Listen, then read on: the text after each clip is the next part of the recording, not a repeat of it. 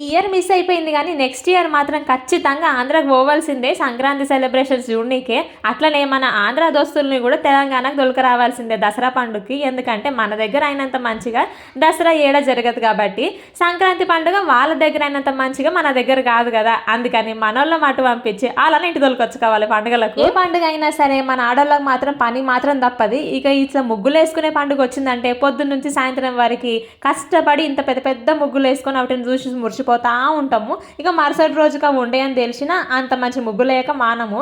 ఇక సంక్రాంతి పండుగకైతే మా దగ్గర నాన్ వెజ్ అయితే వండుకుంటారనమాట. జొన్న రొట్టెలు చేసుకున్నాము, మంచిగా మేక కూర, కోడి కూర చేసుకొని, ఇంకా బగారా పువ్వు అయితే ఖచ్చితంగా వండుకుంటాం కదా! ఇవన్నీ చేసుకొని ఫ్యామిలీ అంతా ఫుల్‌గా లాగిచ్చేసినాం అనమాట. తెలంగాణలో ఏ ఫెస్టివల్ అయినా సరే ముక్క సుక్క లేనిది అది పండుగ కానే కాదు. ఇక అప్పాలు, మురుకులు లేకుండా ఇక పండుగని అననే అనం కదా! కడాయి పెట్టాల్సిందే. ఇక నేను మా తోటికోడలు కలిసి ఇట్లా పప్పాలు, మురుకులు అయితే చేసుకున్నాం అనమాట పండుగ రోజు. తినకపోయినా కనీసం కొన్నైనా పండుగ నాడు ఇట్లా మురుకులు, అప్పాలైనా చేసుకోవాల్సిందే. కనీసం మనం తినకపోయినా ఇంట్లో పిల్లలన్నా తింటారు కాబట్టి. ఇంతకీ పండుగకి మీరేమేం చేసుకున్నారో కమెంట్స్‌లో చెప్పడం మర్చిపోకండి. వీడియో నచ్చితే లైక్ చేసి సబ్స్క్రైబ్ చేసుకోర్రి.